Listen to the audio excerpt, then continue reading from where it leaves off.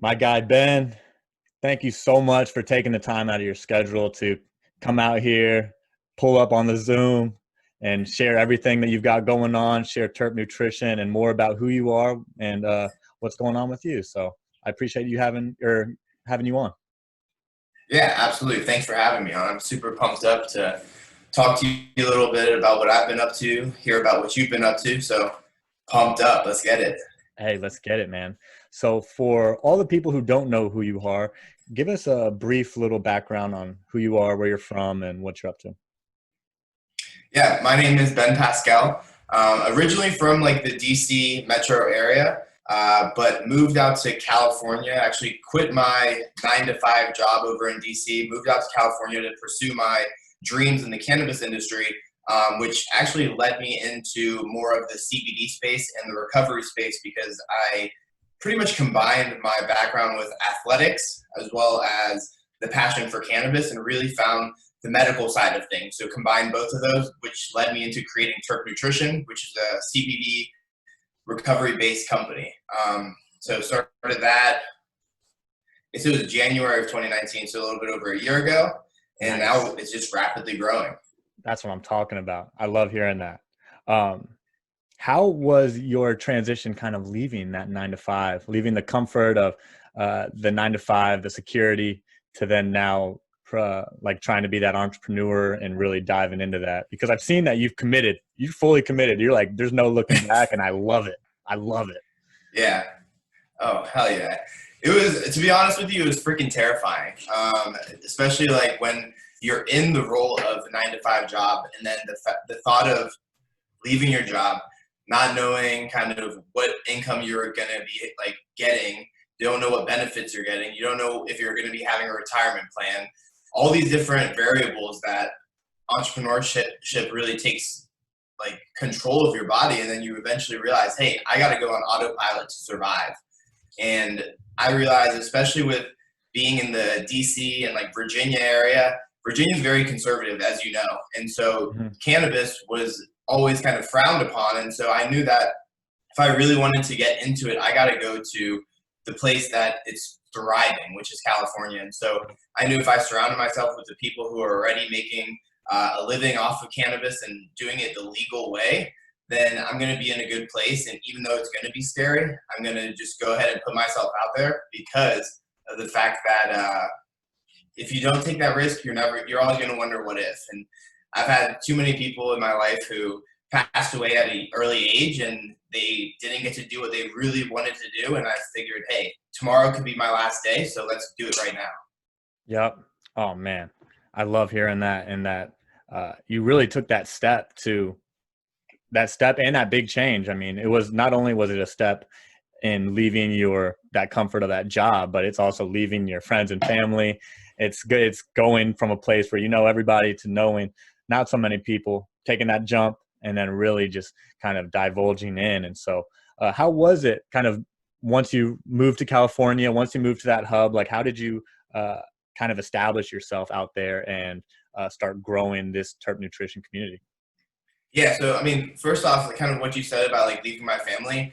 I think honestly, I love my family to death. Don't get me wrong, but it was the best decision to get away from them because Mm. they want what's best for me. Meaning, they want security. They want to see like progression and knowing what kind of like roadmap you can have in order to get to where you want to be.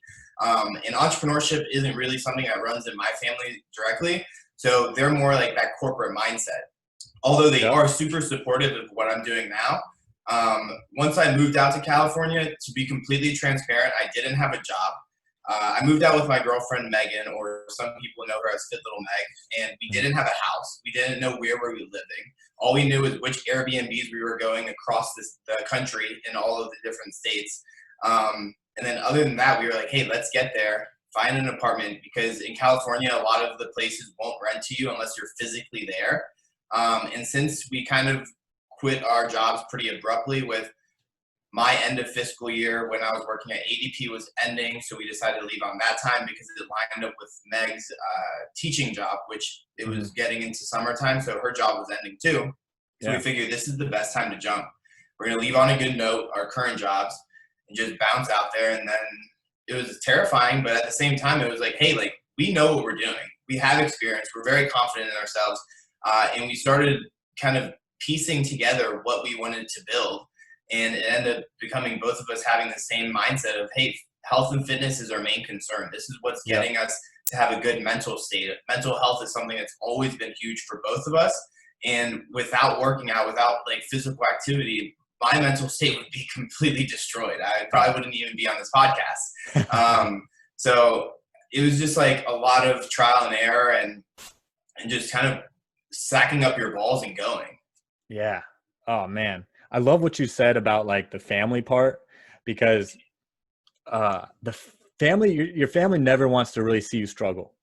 And so that's what, and so they might kind of like be that person in your ear telling you to not do something, or to maybe change and do it this way. When you have that gold idea in your head too, it's like, I remember back when I was in college, I had to cut a weight class, and it was my senior year, and it was a tough cut. And my family was just like, maybe you shouldn't do it. Like, maybe you didn't do this. Like, and then I was like, I can't have this in my head. I can't have these. So I had to cut my family out for like 3 weeks while I cut this weight and got down to weight. And then I ended up being second in Big 12. And so it all paid off. Hey, I was like, it wouldn't have happened if, you know, if I didn't kind of like create those boundaries. And so that's awesome that you kind of saw that in your experience as well.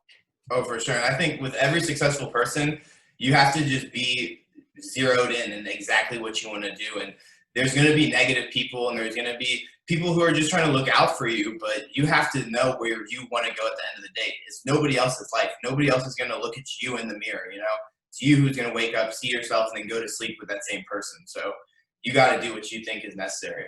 Yep. And it's nice that you had your partner Meg with you every step of the way, and that you both were kind of like doing the same thing, but different, like that entrepreneurship, but different routes, different ways like that. And so what ultimately made you want to get into the cannabis industry? Like, tell me about your experience with it, and how you felt the effects, and then why you want to bring it to a bigger platform.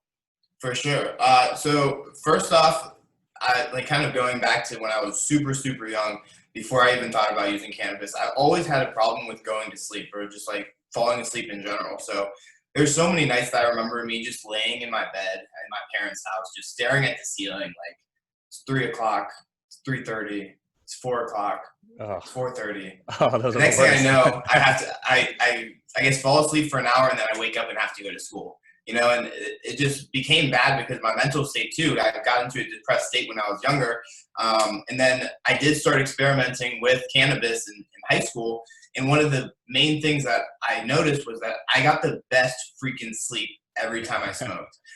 Every once in a while, though, they'd have sometimes that I make it a little bit paranoid, you know, which happens to some people. And then I started researching it more and more. And at that time, there wasn't as much resources online to kind of really separate the science behind the different cannabis strains that they have. And so I just kept doing more and more research, and I started realizing that they had all these different blogs of people whose life completely turned around because of the fact that cannabis was put into place instead of using pharmaceuticals. And so in high school was really when I was like, hey, I want to make a living off the legal side of the cannabis, but also being an advocate for things. But like I said earlier, Virginia is very conservative. So if I told anybody that, they would think I'm just being a drug dealer, you know? Yeah. Going into college too, I was like, all right, I need to do some type of business or like business degree that's going to kind of make me into a better overall business person, so I can use that and apply it to my cannabis dreams. One thing led to another, though. With all the people around me, everybody kind of persuaded me more corporate life is the best route. Once you get into it for like 20 years and you start making some more money, then you can eventually start your own business, you know, like 30, 40, 50 years old. Yeah. And then I thought that was the way to go. And then I started realizing that life is short, you know, like you can't wait for that 30, 40, 50 years old. Start it right now. And so that's kind of what really drove me into it, because I really just wanted to spread the message on how cannabis can affect you therapeutically. And it doesn't necessarily need to get you high. They have other cannabinoids that aren't going to get you high. There's a lot of science now backing up, not only in the US, but also around the world, the scientists are studying these cannabinoids coming both from the marijuana and the hemp plant that can be applied topically or consumed internally. You can break apart different compounds so that you don't feel a psychoactive high and you can more feel like that relaxed state. Yeah. Gosh, there's so many different like ways to do it. Like you mentioned the lotion, like you can apply it. You got the gummies. I had someone reach out to me and they said they had powder now, putting it in water, shaking it up, and I was like, man, like this is really taking it to a new level. And so you kind of got in on like because I know you've been talking about this, like you said, almost like 2 years now.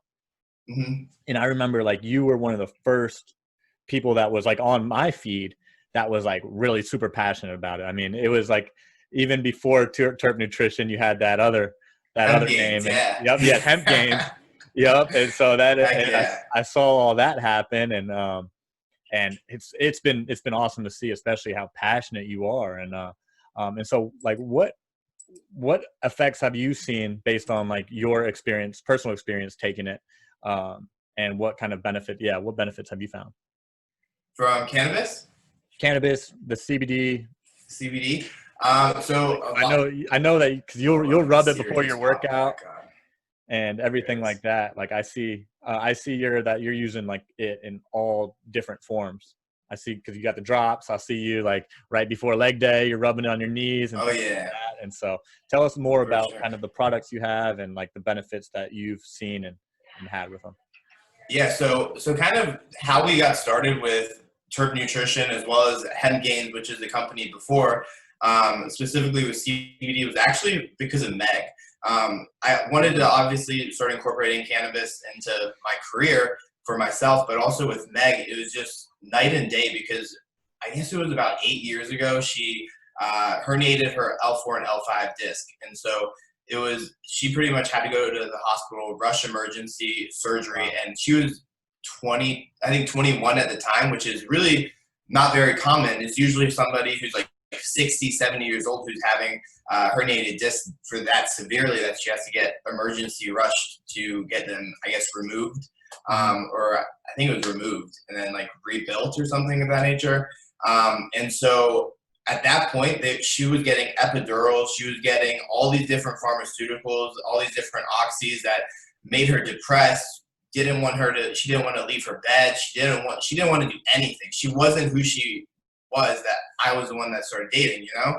Yeah. And at that point, I started doing more and more research, like I always do with cannabis. And she didn't like the too high of feeling, especially with her being a teacher at that time. She couldn't be high during the day, you know? But also she couldn't be in severe pain. She couldn't be on these painkillers in front of these kids because she wasn't being herself.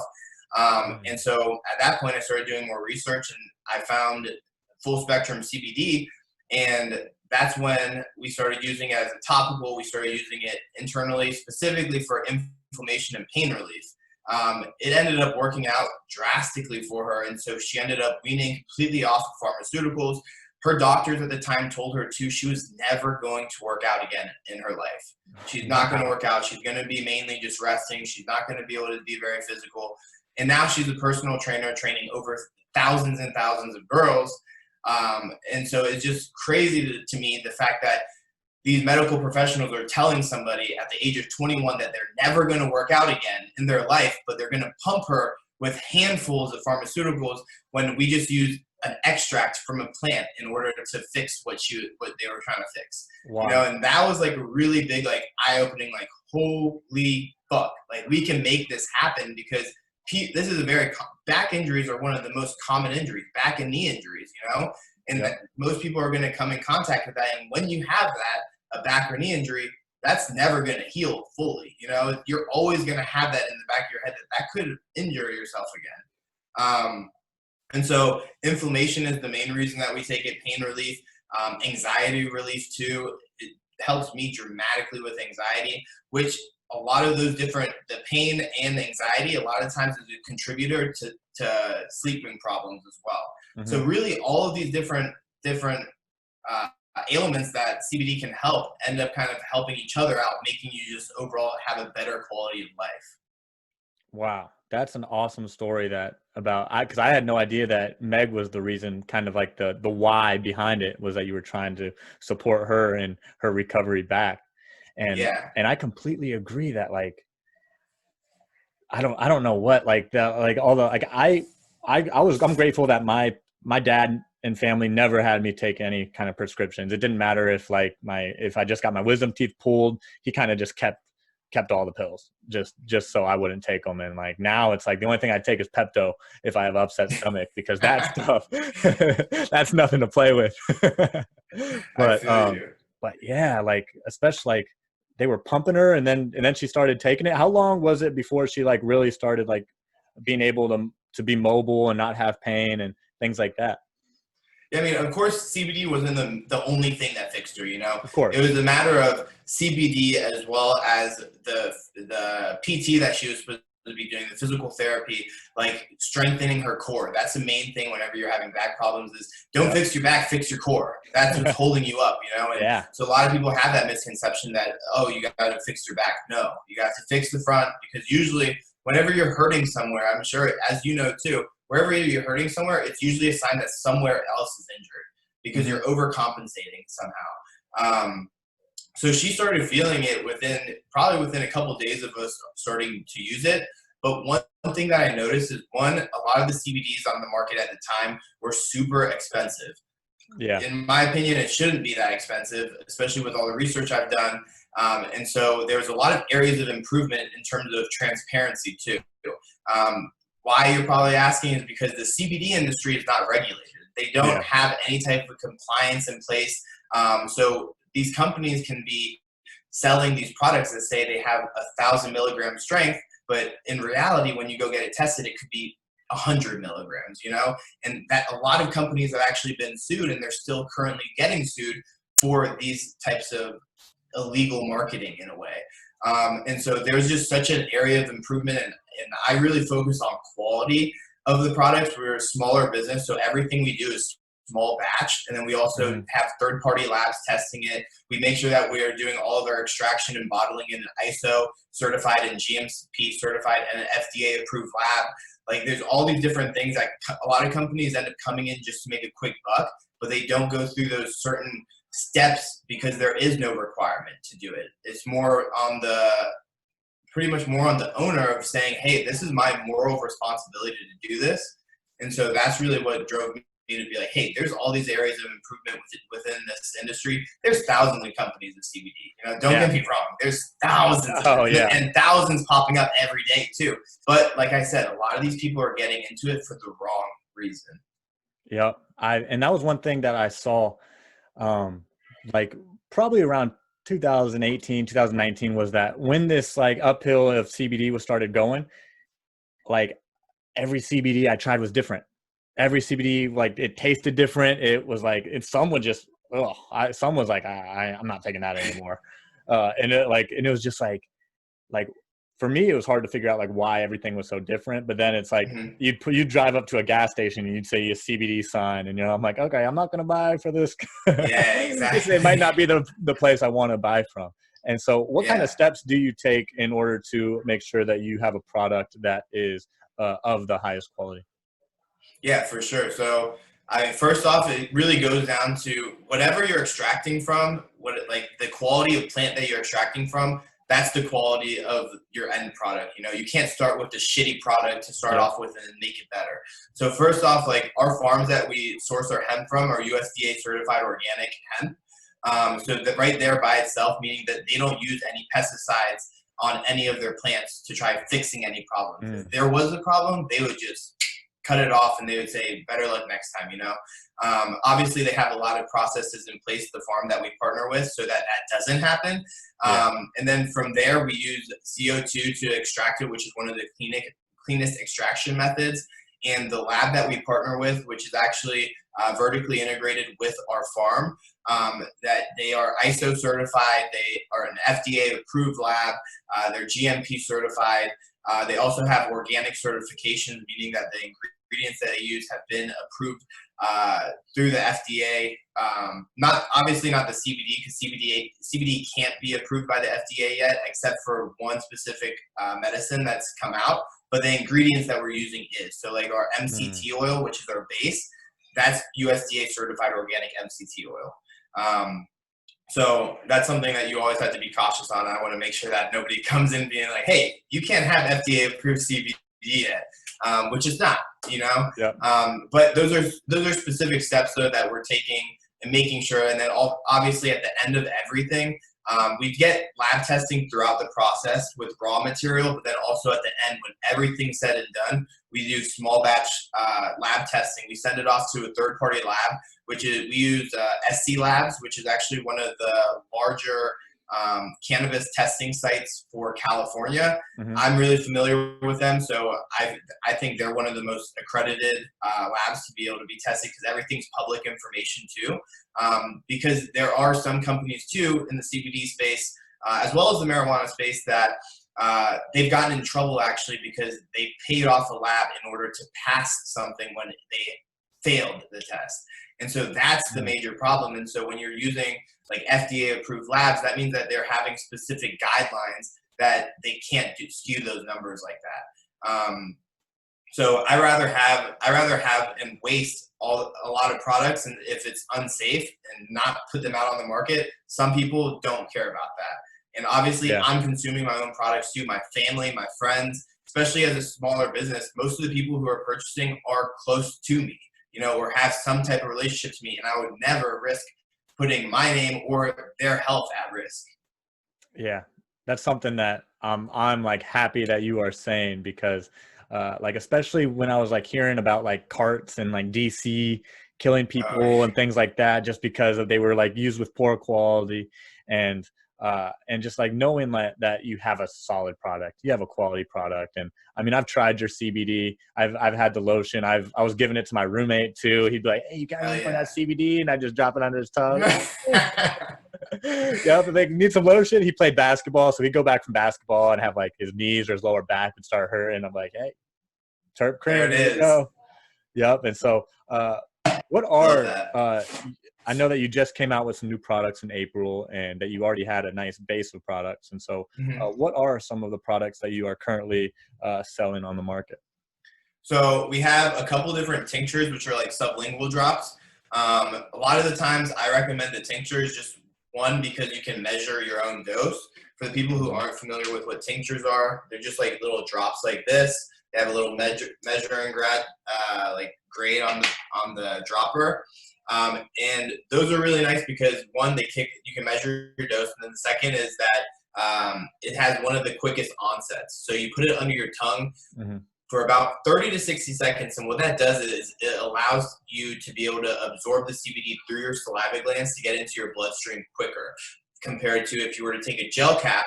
The exterior of the gel cap would have to break down first, and then it would have to get digested, and that can take anywhere from 45 to 90 minutes, depending on the person. So if you're looking for quicker relief, those tinctures are the best, but then we also sell gel caps. We sell topical lotion as well, and then we also implemented some dog treats too. That's awesome. That's one place that I've seen that like CBD helping people and families the most too, is like not only the personal human use, but the puppy use, the dog use, because like, I mean, I've seen like dogs with seizures, things like that. I mean, even kids with seizures, like you're seeing that it's helping so much. And so that's awesome that you got that dog treat now incorporated and are trying to help the whole family and not just the human side. For sure. And like with all of our products too, like the name TerpNutrition, the terp part is actually short for terpenes. And so a lot of people don't even realize this, but TerpNutrition focuses really on whole plant healing, the full plant effect. And so terpenes, what they are, they're pretty much kind of, in short, they're kind of essential oils that get derived from the plant that are responsible for the odor of the plant. So pretty much any living plant that you ever smell has terpenes in it. And so the terpenes, a lot of science is backing that. They're actually the main driver for a lot of the therapeutic effects combined with the cannabinoids, the CBD and other cannabinoids that are found in the hemp plant.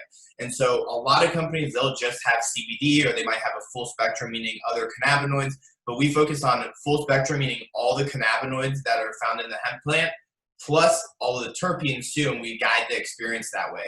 So kind of with like our nightly drops that we have, our terpene blend that we have specifically actually mimics what the marijuana industry will refer to as an indica, which is more of that sedative, relaxing, calming effect, because it's going to be more of that body high. So that's really for our nightly drops, is going to give you that more relaxing effect. That's awesome. That's awesome. That, and so when are you like the mad scientist that's that is like looking at like which cannabinoids I want this percentage of, and like I want terpenes at this? Are you like the mastermind behind all that, guessing and checking? I am. And then, I mean, obviously with our lab too, there's a chemist that I always run everything by him. And we're pretty close on that end. But realistically, I'm the one who's doing the research in terms of what I want to do, run everything by them, make sure that it makes sense. And usually they're like, damn, this actually, we haven't had anybody even talk about this before. So I'm really just into the overall just whole plant healing and just like doing research. I love doing it, especially in something that I love. So just seeing like the different effects, and a lot of people just don't know about it. And so that's what excites me, is when people are like, wait, I've tried like 10 CBD companies and yours worked like better than anything else. And I'm like, yeah, that's because the terpenes in it. The terpenes are the ones that's really driving that shit. It's a catalyst for all the other cannabinoids and kind of guiding that experience. Yeah, shoot. That's awesome that like you're getting that feedback too, because you are spending this time doing the research, masterminding it, and guessing and checking and doing all of that on the back end. One thing that, and I'd like to hear kind of your like perspective, is because people, like, at least in my experience, I'll like give someone drops for the first time and then they're like, well, what am I supposed to feel? And I'm like, and for me, it's just like my description is like, especially like the mental aspect, the anxiety aspect, it feels like that little voice inside my head, the volume knob just turns down a little bit. You know, it's like, instead of yelling in my head, the guy calms down and talks like a normal person. And it's just like, and then it's like that trickles down all over my body. And that's kind of like the effects that I get. But how would you describe 100%. Like the effect that like to someone, if they haven't tried it before and they were trying it for the first time, like what they would expect to feel? Yeah. So my first response actually would be a question to the person asking me. I would say, why are you looking to take this? You know, I've heard a lot of people, it's kind of just like human nature to be like, expect some type of physiological change. Especially when they're taking cannabis, which is hemp, it falls under the cannabis plant, they're expecting some actual feeling of change, you know? And so with CBD, especially with like CBD full spectrum products, if you don't have any reason to take them, you're not going to feel any different, you know? And that's something that if you don't have anxiety, like I've had friends who they say, I haven't felt anything. I'm like, okay, well, why were you taking it? I was like, are you having trouble sleeping? They're like, no. Are you anxious? No. Are you in pain? No. Okay, so what do you expect it to fix, you know? That's like the main thing. But realistically, like, if somebody is taking it for anxiety, yeah, it's going to kind of help calm everything down, calm your body, but also your mind down from slowing down. I'm ADHD like crazy, and it helps me really just kind of slow everything down. I'm not a fan of Adderall. I think we were used as guinea pigs. I've taken it before, but I think we were used as guinea pigs for the long-term effects of it. And I've seen a lot of people, including myself, suffer from mental illness, specifically like depression, when you take Adderall for a consistent amount of time, especially because it's impacting your eating. And as both of us know, the food that we put in our body is fuel. So if you're limiting that, it can really play a toll on both your physical self as well as your mental self. So I would say it can calm you down, or it can help alleviate like the inflammation that could be causing you pain too. Yep. I've seen it definitely on some inflammation. I've even had just like a stomach ache and rubbed it on my stomach and been like, yeah, dang. A lot of girls will do that with like cramps too. Like during that time of month, I know Meg gets like terrible cramps when it's for that time of month for her. And she'll use the drops right under her tongue. And usually within like 15, 20 minutes, she is starting to feel a little bit better. Her body's more relaxed because, I mean, I don't know as a female, but from what they say their body tenses up, you know, their body like feels like this. And then eventually, like halfway through the day, you're exhausted because even if it's just regular anxiety, your body's tight like this. Your Walking body's around tense, like it's this all flexing. day. Exactly. You're exhausted from that, you know. And once you like relax like this, like for example, somebody who had anxiety, they put some of the lotion on their traps, and they felt like they said they almost felt high because of the fact that they just felt relaxed for the first time in like 3-4 days, you know, because they were like this the whole day. And you don't realize it either until you actually relax, because usually there's something that's triggering you in your life that isn't going away, and you have to figure out what's causing that, and use other alternatives to kind of help figure that out, clear your mind up a little bit so you can figure that out. Yeah, it sounds like that person, like, I mean, I'm one of those people, I hold all my tension in my back. I think that's why I got a big back that'll never go away. You always flex it. They're like, damn, gorilla back, like, slow down. And I'm just like, I'm not even doing anything. It's just like, that's where all my stress is. Just swole. Yeah. But yeah, I've had feelings like that when it's like, you don't know that you're tense. And then once you sit down and relax, or just find a way to relax, you're like, dang, I've been holding on to that all day. I've been holding on to that all week. And that, yeah. All year, bro. 2020. Oh gosh, this year is wild. Speaking about this year, it's like, how have you, as an entrepreneur, kind of taken control of your business during this time, knowing that, like, I mean, all the uncertainty is on us right now. It's abundant, and I can't imagine like what stuff you're having to deal with. And so how has it been like since this quarantine and shut down, and how have you adapted? It's been pretty crazy. Honestly, I feel blessed for the reason that I told you I was living in California, and me and Meg decided to move actually at the end of December, around like Christmas time. Actually, is the actual day that we moved, the 25th. And we moved out of there to Arizona and to Scottsdale, to a lot bigger of a house.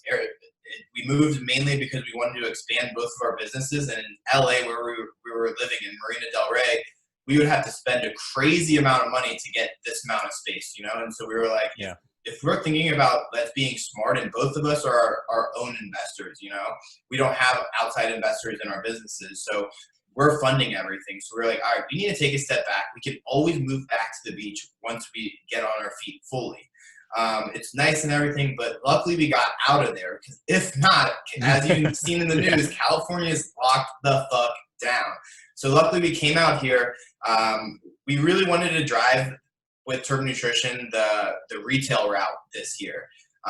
But that being said, some things obviously came up with a lot of the distributors we were talking with, kind of put everything on hold because of the fact that most of these retail shops aren't even open right now. So they're not picking up new brands to start carrying. But that didn't stop us from pivoting. You know, at that point, instead of putting a lot of energy that way, we said, all right, online is going to be the way we go. We have to focus on online, and we just master our craft until then. So then we keep the relationships alive with all these other distribution companies, which we have been doing a great job with that.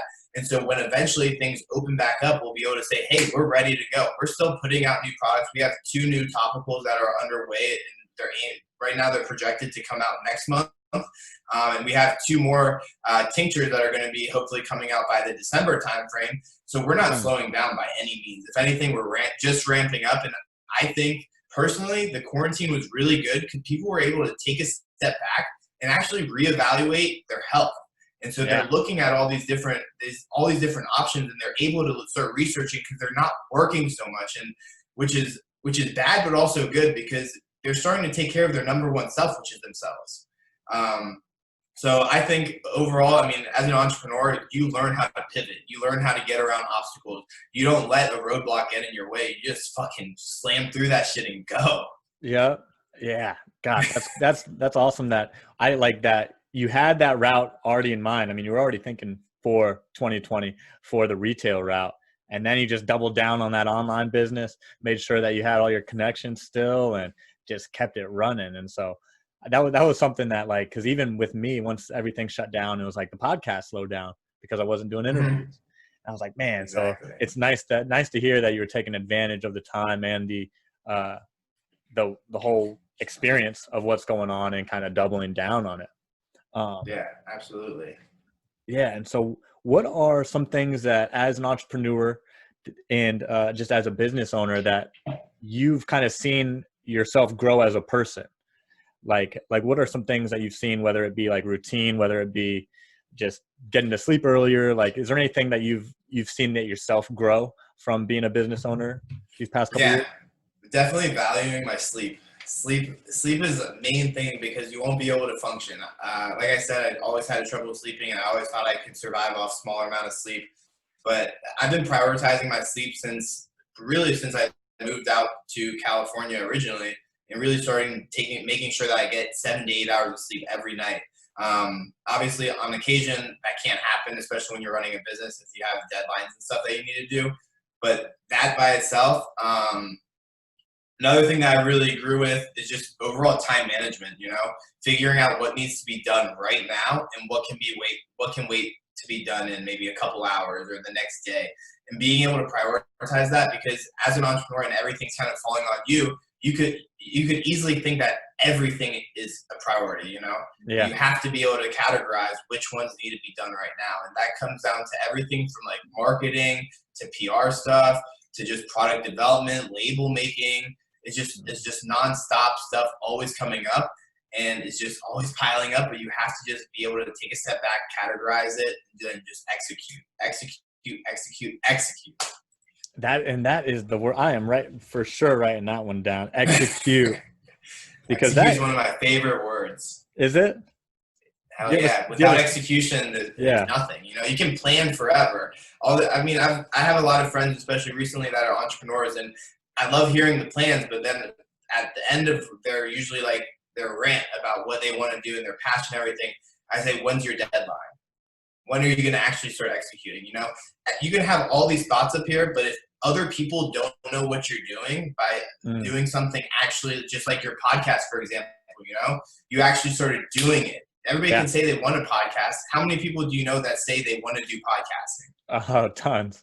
A ton, exactly. But nobody executes. And so the people who are actually executing, people are looking up to. People are looking up to you for being able to come on here, having full-on conversations, diving deep into other people's lives, and actually doing what other people want to do. Yeah. Gosh. And like that one was like, because even in my last podcast, my guest Lance was talking about hesitation being being a slow death. And I was like, oh, I heard that. And I was like, dang, like how much stuff have I hesitated on? Oh, for sure. It's like, and execute is just, I think that's definitely one of the words that I'm going to come out of this with, because it is just so powerful.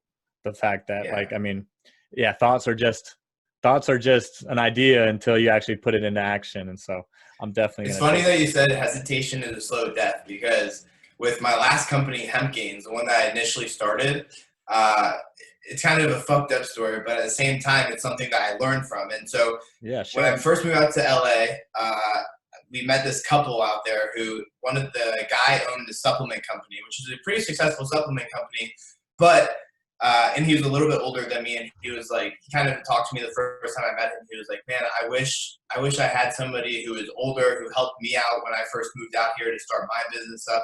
So if you ever have any questions or ever want to run any ideas off of me, let me know. I'll be more than happy to help you out, like blah, blah, blah. And so being a new entrepreneur, I was kind of like, hey, like people are friendly in entrepreneur space. This is dope. Like, yeah.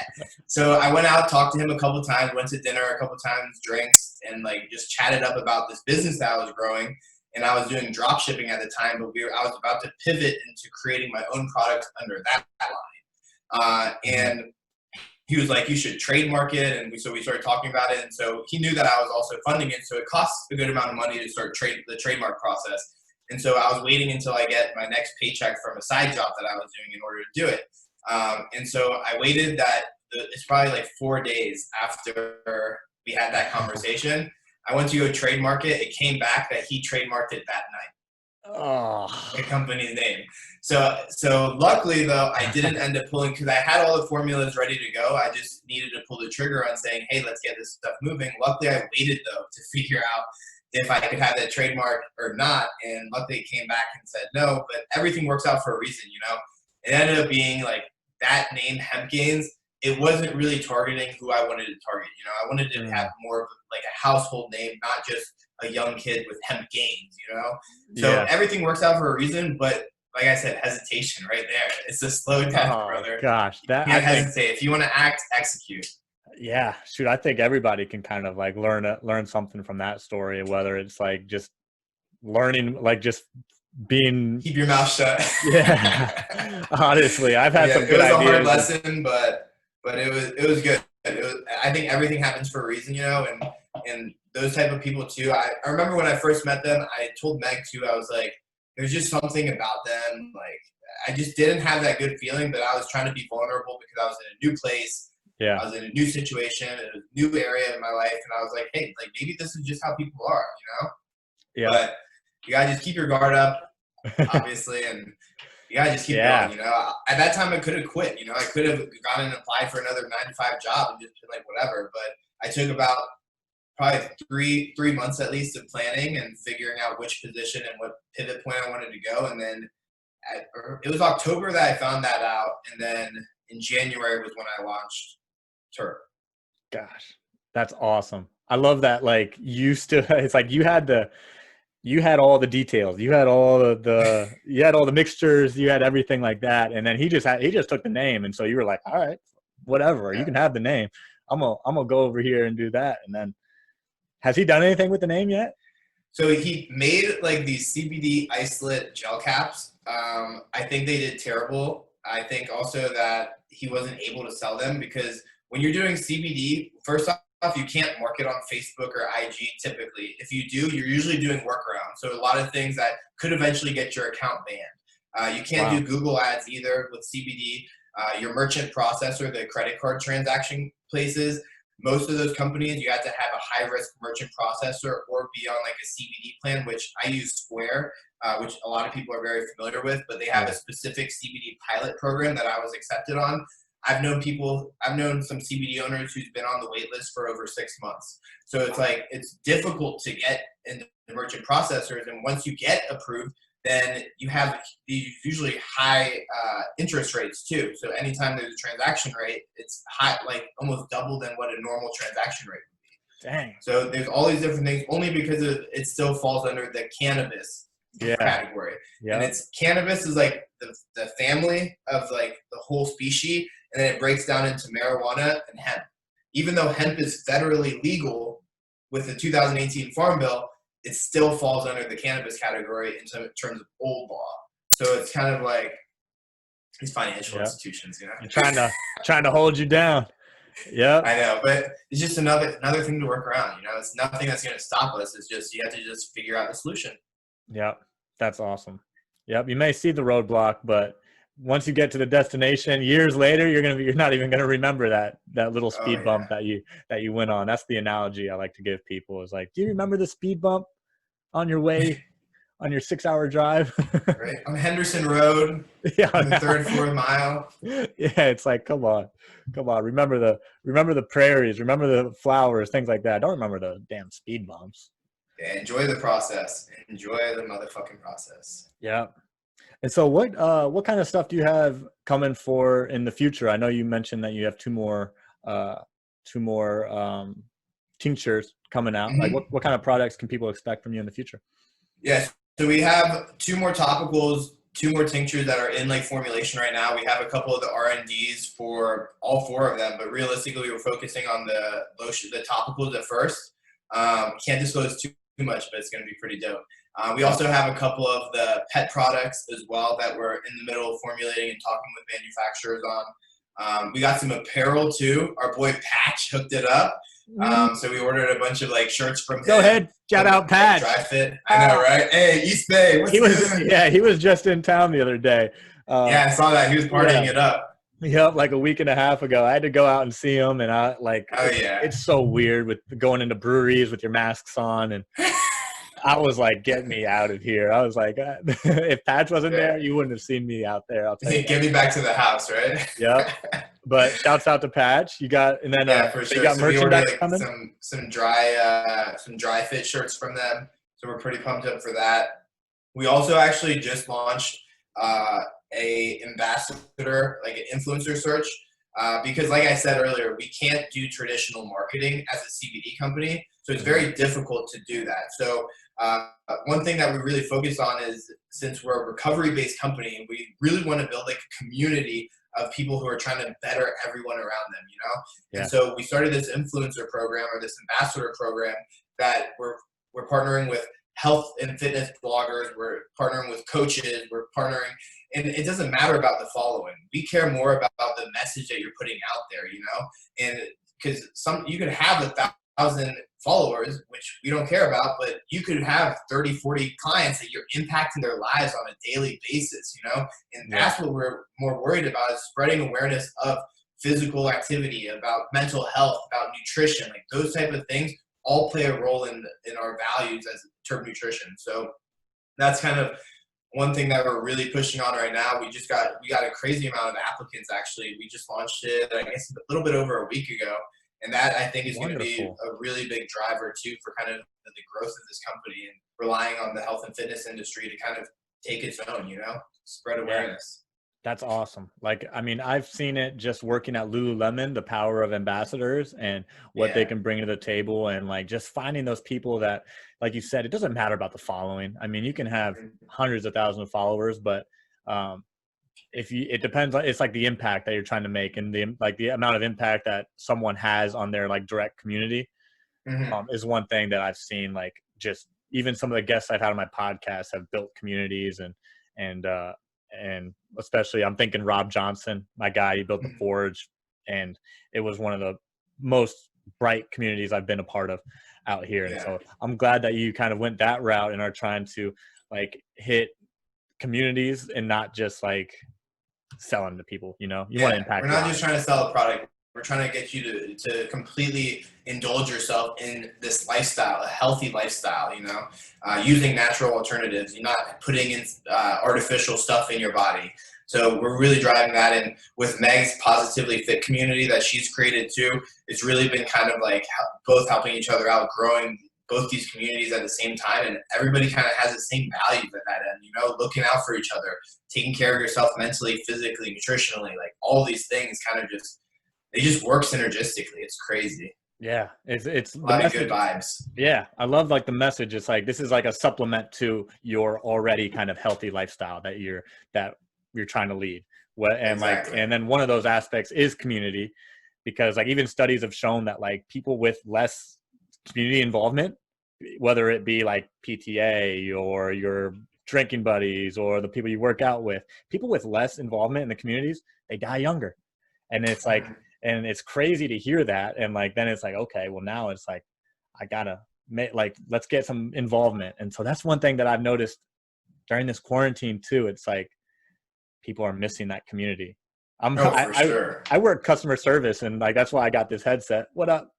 And I get people that call me, and we'll be on the phone for 25 minutes talking about stuff that they just chit chat. They just wanted to get off their chest. I'm here trying to return their pants, and then next thing you know, we're talking about like sports coming back and like them missing it, and them just like missing their community because they don't feel like an exerciser anymore because they're not exercising with their friends and things like that. Yeah, it's like, it's crazy. Like, and so I'm like, I'm very proud of you for your approach on how you're taking TerpNutrition. It's pretty cool to see. Thank you. I appreciate that. I'm excited to see it grow, man. It's you're on a war path already. I'm ready for it. I've seen it. You've committed, and like, I mean, it's wonderful to see, and so I'm real excited. And so, what are some tips that you would give somebody who's looking to become an entrepreneur, whether they are at the idea process where they're just coming up with the idea, or they're like at the point where they're thinking about quitting their 9-to-5 but don't want to leave that comfort? Like, do you have any tips for them, or best practices that you'd like to share?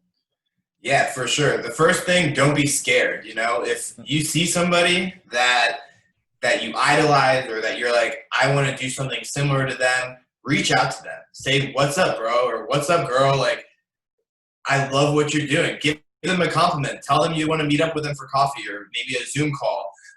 Just reach out to people that you look at as in a positive way, and just start surrounding yourself with those type of people. You know, you can't get anywhere with negativity around you.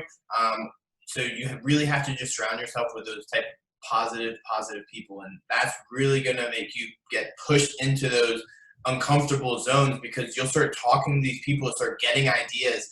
And then you start realizing like, all right, this is possible, because anything is possible as long as you believe in yourself. Not enough people believe in themselves. I was talking to somebody the other day, and they said that they were doing a training for their corporate job for 6 months.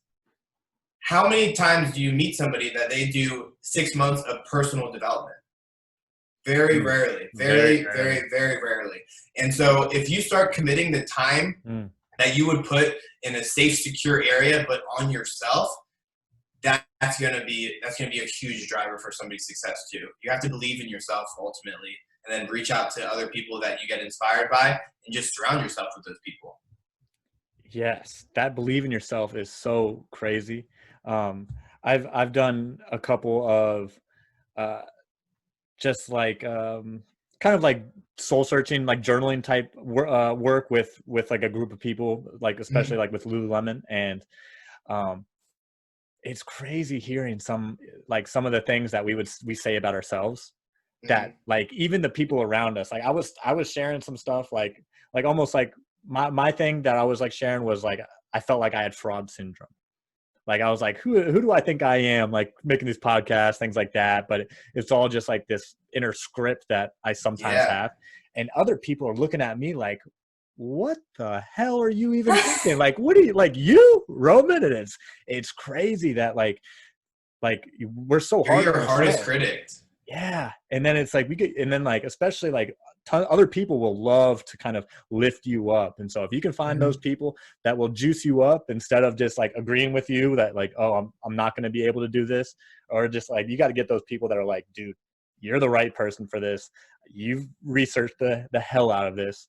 Go do it now. It's like I love that, like, because other people will lift you up. Other people will bring it out of you.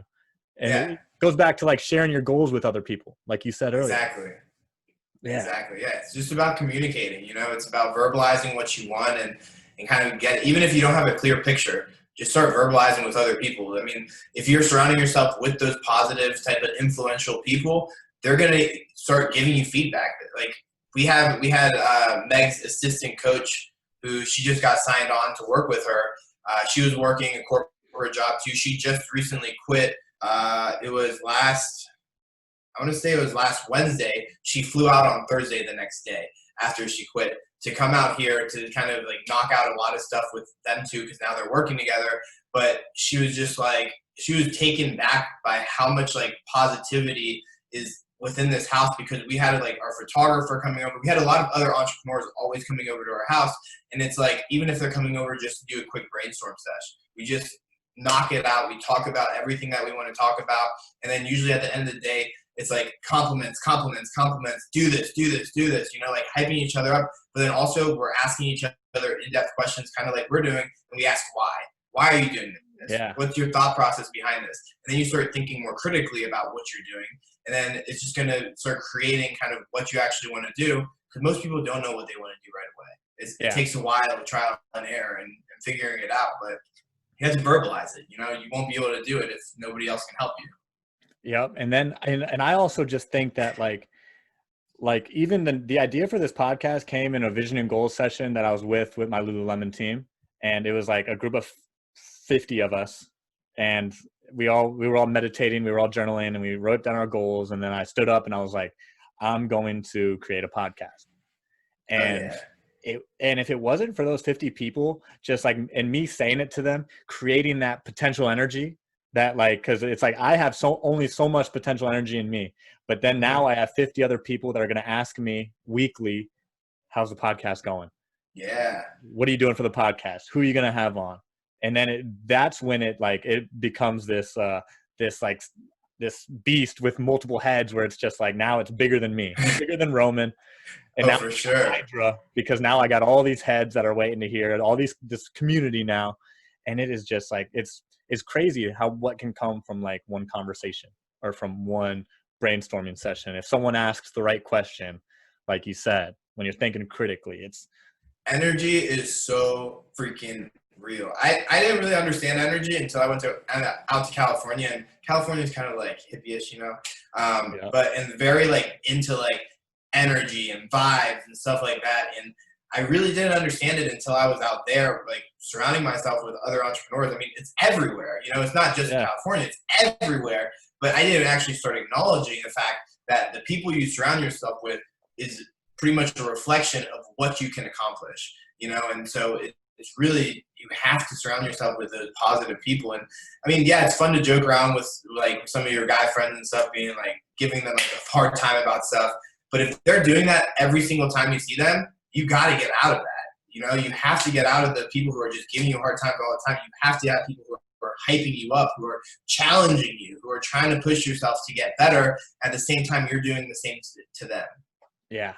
Yeah. You got like, the biggest thing is just finding someone that like, cause I've been in places where I've opened up completely to someone and then like, they just don't have any questions, Yeah. you know? And I'm like, gosh, I wish like, give me something, you know, like give me some kind of feedback. Yeah. Like I feel that. disagree with me on something. I love when someone comes out to me and reaches out and like, because I love playing devil's advocate. I will be like, all right, well, what happens with this? Like, okay. And then like, well, what about this idea? Not to bring that person down, but just to like better help pinpoint them what they're trying to do. Yeah. Get their focus in a little bit more so that they can then bring that idea up. And so it's like, it's so important that you surround yourself with those people just so that like, because yeah, like I said, you can have an idea, but it's like, once you bring more people into it, potential just grows. Yeah, those type of questions, that's what people are paying thousands of dollars for a business coach. It's those questions. That's what a business coach does. A business coach doesn't do the job for you. He doesn't make the business for you. What he's doing is making you think critically and asking you questions. That's literally what it does. And you don't have to pay for somebody if you have the friends who can brainstorm with you. Like we'll have master think groups that I know me and Megan, our photographer, since all of us are trying to grow our businesses, every once in a while on like Sundays, we'll get together and pretty much talk about what each of us are doing during the week and then ask critical questions on how can we set goals to be able to measure our success on those certain things, you know? Yeah. Yep. And goal setting too, obviously. Exactly. Because you can't score if you don't have a goal. Mm-hmm. Yeah. Preaching over here, brother. That's all you. And so, shoot, I don't even have any other questions. That's Any more pretty good. questions at the moment? You're crushing it, man. How are you liking Arizona? I love Arizona. It's honestly, like I said, dude, I feel blessed to be here. We're extremely outdoorsy, like active people. Everybody's like, it's so hot there. It's so hot. It's only really that hot apparently for like 2 months. And still like, I'll still work out outside. Like we both wrestled, you know, it's just like a hot room, you know, it's just like doing hot yoga.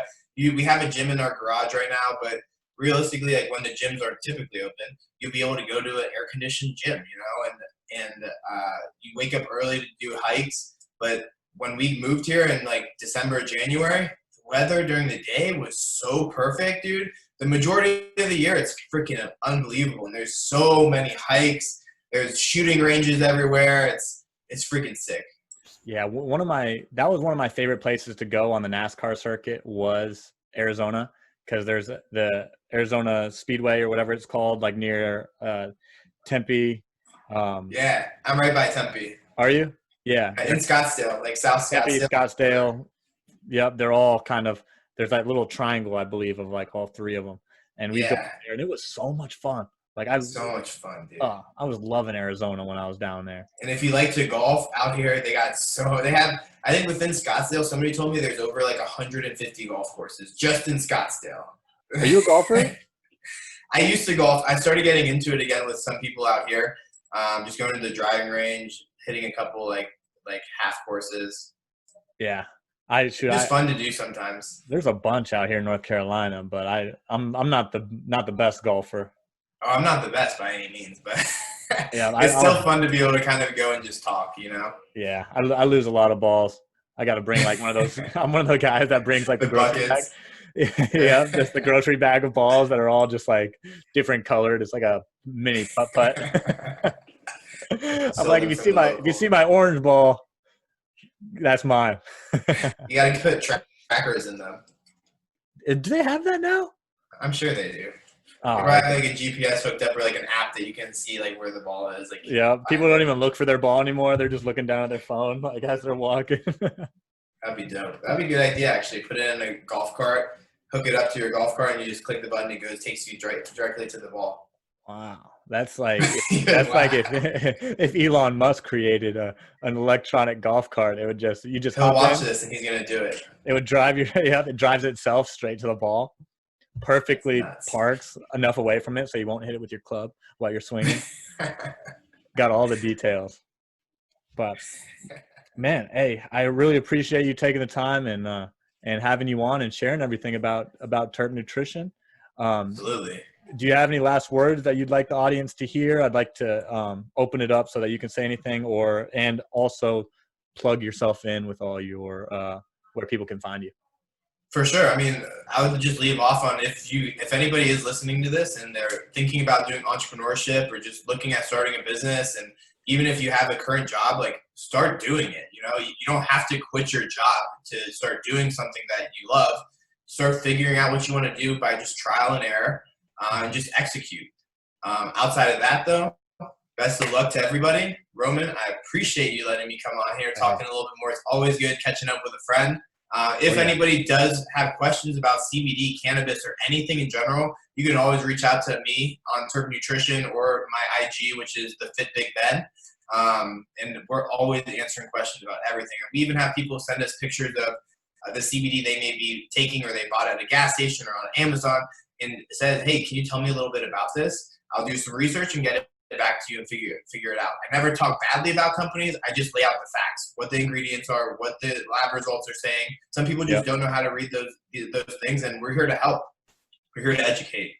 I love it. I love it. Objectively speaking, you'll bring as much information to the conversation as possible and deliver that value. That's one thing I like about you, Ben. Always delivering that value.